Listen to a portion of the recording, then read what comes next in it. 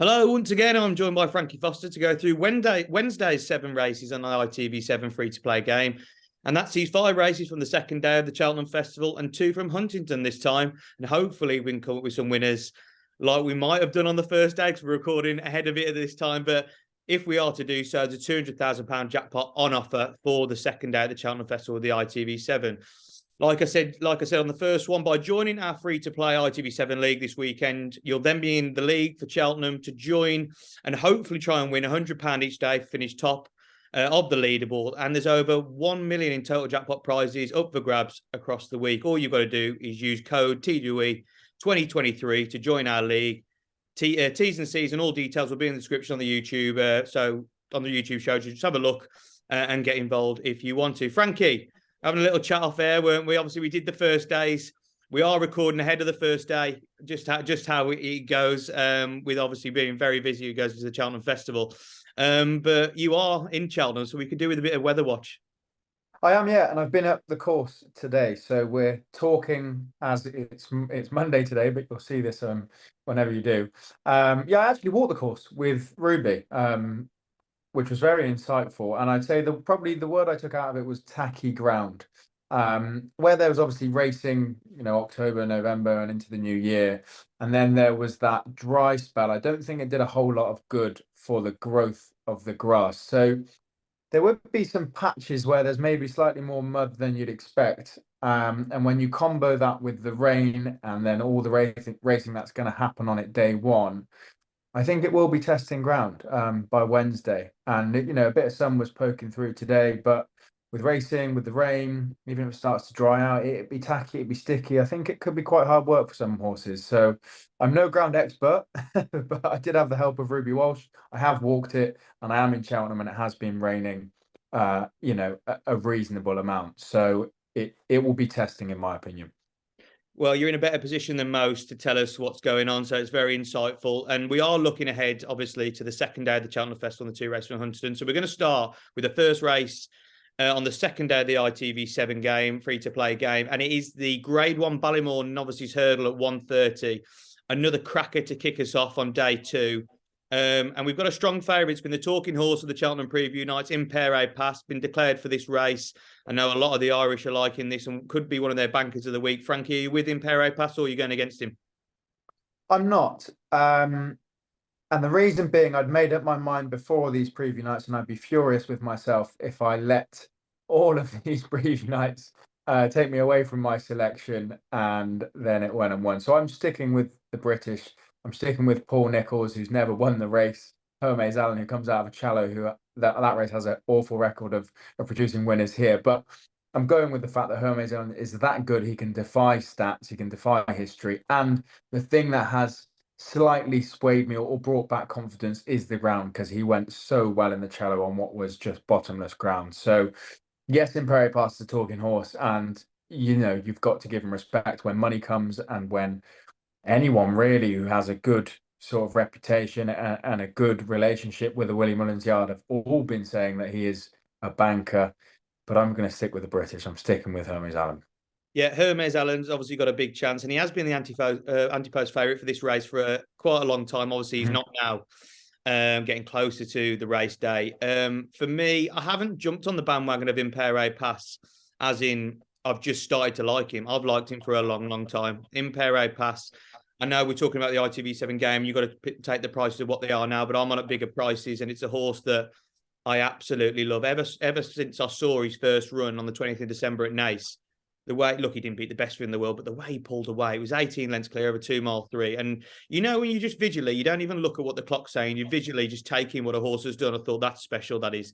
He obviously went to Punchestown in the Grade 2 Moscow Flyer. And that's a race where Willie sends his best he does, yeah, runners, hasn't he? So to send this to the Ballymore, they obviously think he has got staying ability. I think he showed that when he ran over 2 mile 3, but he showed speed that day in the Moscow Flyer. And that's what you want to see. And I think you need a horse in a Ballymore that has got speed as well as staying power. So Impere Pass, yes, he's the short at the top of the market, 15-8 now. But like we said on Tuesday, it does not matter what the price is, does it, in the ITV7? You just want winners. And I think this horse has got serious ability and the potential to be very, very good in the Ballymore and throughout his career. So I'm sticking with in Pere Pass in the Open. It's worth mentioning Nichols was asked if he could have a tenner on one of his horses, which would it be? And he said Hermes Allen. I know there's a lot of Irish people will sit on preview panels because they're very good talkers and they obviously represent very good horses. And maybe the English haven't given this horse credit, but Nichols did have him as if he could have a tenner on one, it would be Hermes Allen. So a vote of confidence from the trainer. Hermes Allen he's got a great shout. He has. It's just that the Irish have absolutely battered this race over the last few years. Like Hermes Allen, he might be the one to break it. He might be one to break all the stats. He's a brilliant horse. He's done nothing wrong. I think it is out of them two. I think it's going to be a cracking race to start us off. And me and you, hopefully, one of us in the winners, or there's going to be a bigger prize that's took the first one and maybe knocking a lot of people out. Anyway, we're going to move on to Huntingdon. And the first of their two races in ITV7 is the 150 Racing TV handicap chase over 2 mile 4. Again, a race for soft ground. It's been raining all over the country. Frankie, only 3 runners go to post it. It's not the best race in the world, but we need to find a winner. Who are you going for? We do. I mean, it's not the best race, but we've got less horses to choose from, so hopefully that improves our chances. That old saying, if there's a 3-runner race, back the biggest price, and I'm going to without the Glen. A horse that has got course form. He's won twice at Huntingdon. He's placed there before. He's done most of his racing on good ground if you look at it, but if you actually go into the races when he's raced on soft or heavy, they've been reasonable performances. I definitely wouldn't knock them anyway for the ground. So I think he'll go on the ground. He'll definitely go around Huntingdon well. There's not much between these 3 on ratings, and I think maybe that could prove the difference. So yeah, out of the Glen for me. Yeah, I think all 3 of them have got a chance, haven't they? It's one of those races where anything could happen in this soft ground. I just think not another muddle. Although a 12-year-old, he has got the best form going into the race. The run at Kempton last time out, behind Lieutenant Rocco and Iconic Muddle for the same connections. He was only 3 lengths behind him that day. That was again on not the best ground in the world. Like, if you look through, it does say good, but if you actually watch it, it was a very slow motion finish. So I think it was a little bit softer than probably what it was. He's only been given a £1 rise for that. And like I said, he is a 12-year-old. It's not the best race in the world, but the form he showed really outweighs the other 2, in my opinion. So not another muddle will be the one I'm going for. But again, it's very tentative, but we've got to try and look for a winner in these races. Back over to Cheltenham then for their second race, and it's another cracker. It's the Grade 1 Brown Advisory Novices Chase. And we see another hot favourite at the top of the market with Jerry Colomb, and the soft ground has come for this horse, hasn't it, Frankie? Who are you going for in the ITV7?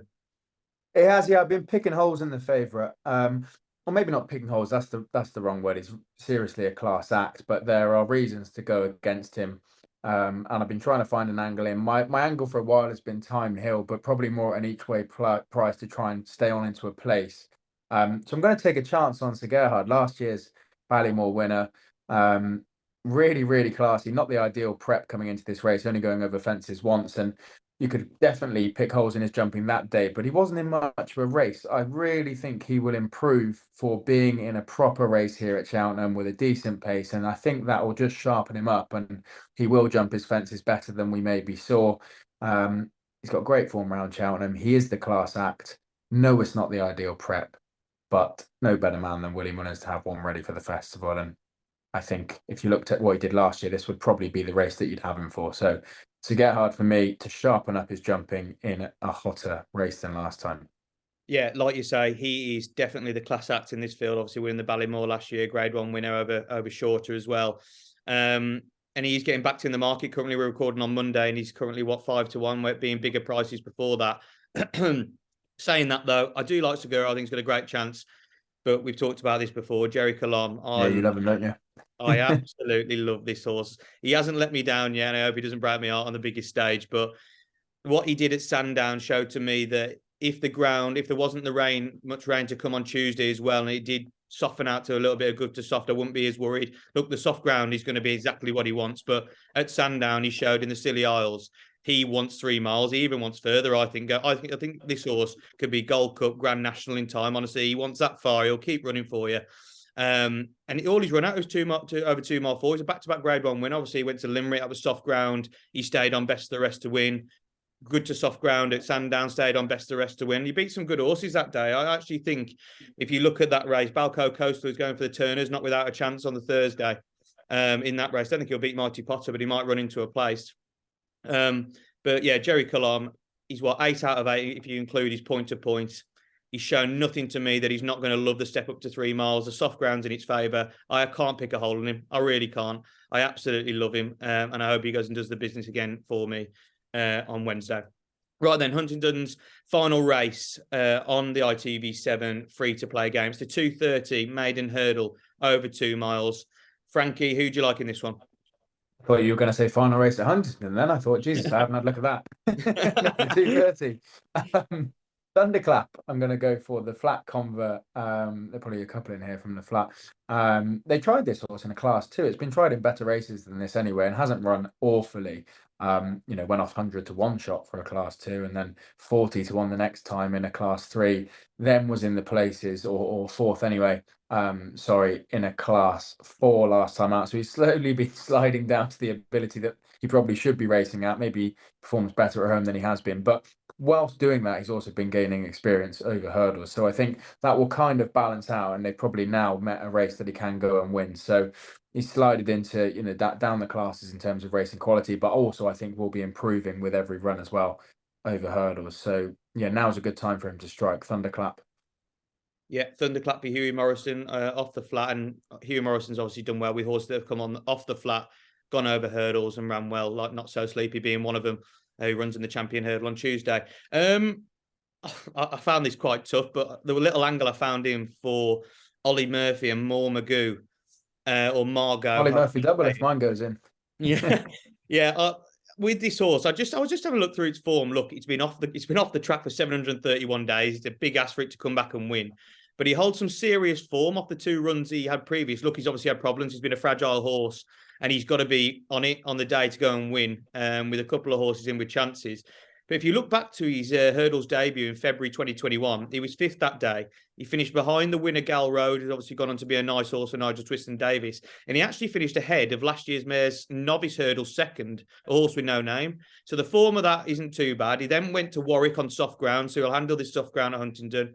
He was a good second to Calico. Obviously, what we've seen from Calico was a nice hurdles horse running the Dovecote, went close in a grade 2. And now he's a 140 plus rated chaser. Took John Bond very close at Warwick. Was never actually going to beat him, but give him a little bit of a scare, and went on to back that up last time out. Look, that's form from 2 years ago. I'm just hoping this horse is fit and well, ready for today. Doesn't need the run, because off 731 days off, it's a very big ask, but he's got all that form in the book, and if he can reproduce it, he can go and land this maiden for me. So that's Moore Magoo, however you pronounce it, for Ollie Murphy. Right then, the next race on ITV7, and probably one of the hardest at Cheltenham, I think, on the Wednesday, is the Coral Cup over 2 mile 5 furlongs. This looks a really tough betting heat, Frankie. Who are you going for? It is, yeah. It's very tricky to find one here, but we'll do our best. And to be honest, there is one I like, and I will be backing this horse each way. Captain Combi. Raced second, third, and second the last 3 times over varying trips of 2.5 miles to 3 miles. The last is the run that I'd be most keen to go back and have a look at if you fancy backing this horse. Was staying on second over 2.5 behind San Salvador, who races in this race. That was on heavy ground. We know it's going to be testing. Any more track and he would have won that race. Stayed on really, really well, was closing all the way to the line, and really just ran out of track over 2.5. So you get that extra furlong in this. Will probably be ridden a little bit handier, and San Salvador was allowed to nick quite a few lengths as well. So yeah, you need a bit of luck in running, but you do need to be tough. You need to stay. It's that weird trip, isn't it? 2 mile 5. And I think this horse looks quite tough and did perform well last time out on heavy ground. So it's hard to find a winner this race, but I will be backing this horse individually anyway. So Captain Combi for me. Yeah, it's never bad to have a stayer in the Coral Cup. Obviously, ran over 3 miles before as well. And like you said, the last race with San Salvador, he was coming and coming and coming. And if he gets that extra, well, he will get the extra furlong at Cheltenham. He'll love that hill and be staying on. So yeah, he's 12 to 1 in the betting, and he's got a cracking chance. I've gone for one slightly lower odds, around 10 to 1, HMSC horse for Paul Nolan. Paul Nolan, he only has a few runners at the Cheltenham Festival, but a lot of them seem to run well. If you look at HMSC horse, last season, he finished 4th in the Boodles. He's ran on the flat. He's ran back over hurdles. He's gone up in trip. He's been tried and tested all these different distances and over different styles of ground, and he handles it all the time. If you watch him last time out, over 2 mile 4, being stepped up, having come from the flat, where he didn't really run that good of a race in the Sevarovic, but he went up to 2 mile 4 at Navan last time out on soft ground. And he absolutely bolted up. He beat Felix Desjy that day. He's not a bad horse at all. Look, he has been given an £11 rise for that win. But with the ground, like you were saying earlier on in the show, being soft, maybe a bit tacky, and he's shown he's handled that.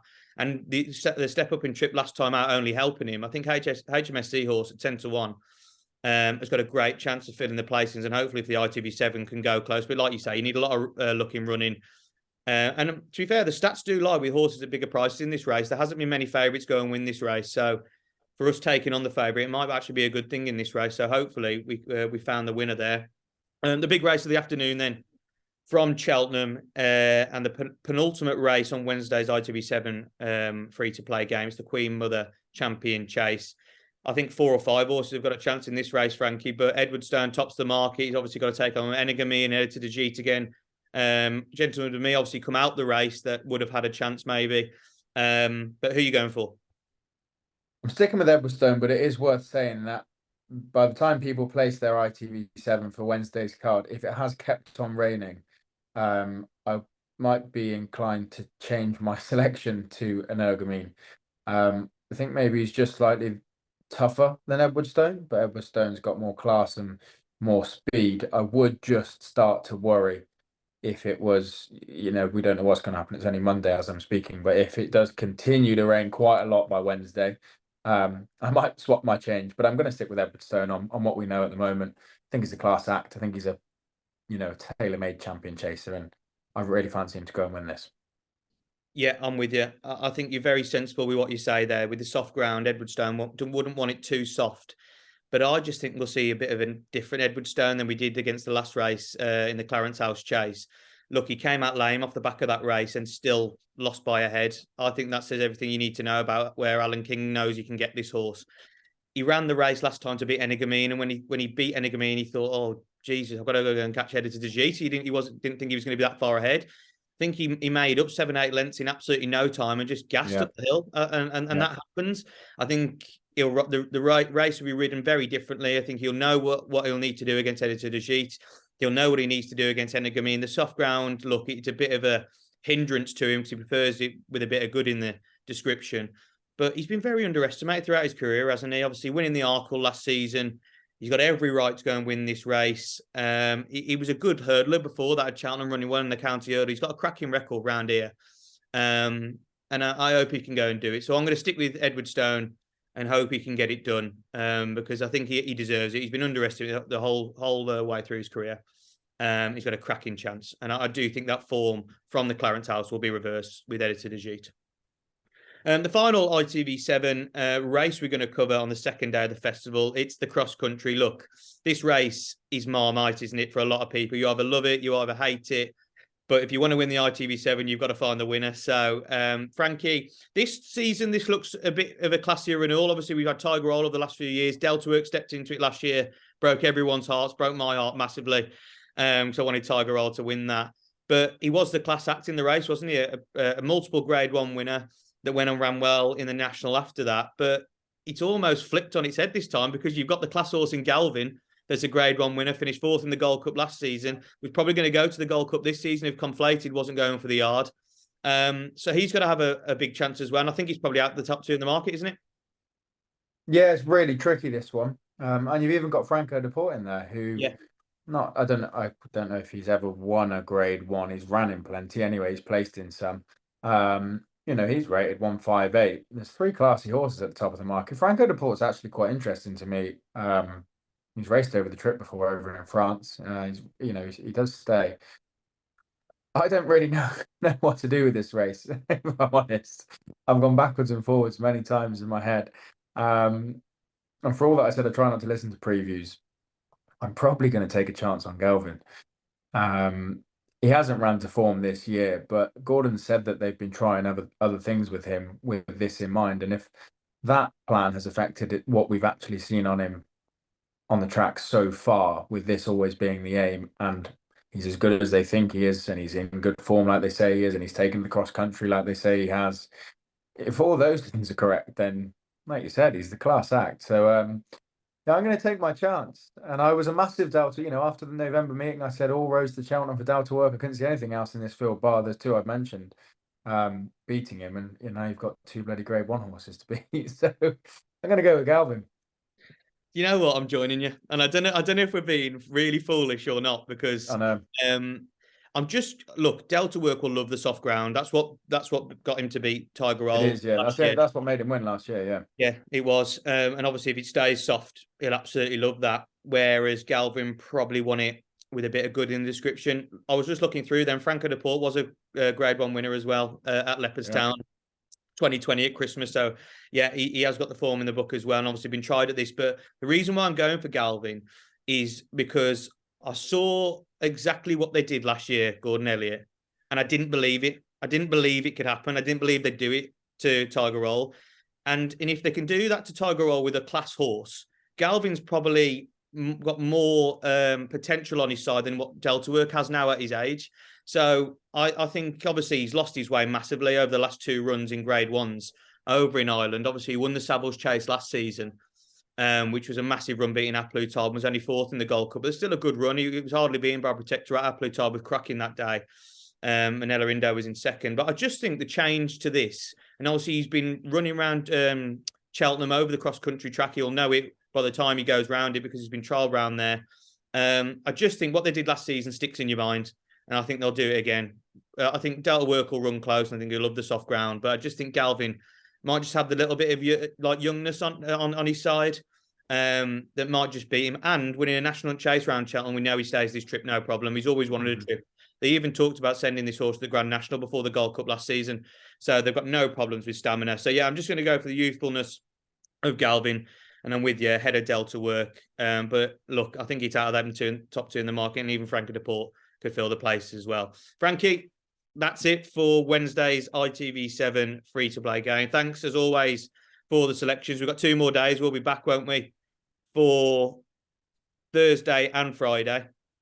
So we'll get to look forward to that. Obviously, don't forget, everyone, to get involved in this year's completely free to enter ITV7 competition this weekend. Use the code TWE 2023 to join the TWE League, with £100 up for grabs each day and over 1 million in jackpot prizes to be won across the week if winning the ITV7. Please do have a look at the T's and C's in the description on this YouTube show for more details. Also, please remember to get involved and like this video, subscribe to the Enclosure channel. Me and Frankie will have 2 more videos after this, but we've got our preview show as well, haven't we? With some big shouts in there that obviously will be discussed across these shows, but maybe in a bit more detail across them as well. So, Frankie, all the best on the Wednesday. Thanks for watching, everyone. All the best, whatever you're back in on day 2 of the Cheltenham Festival.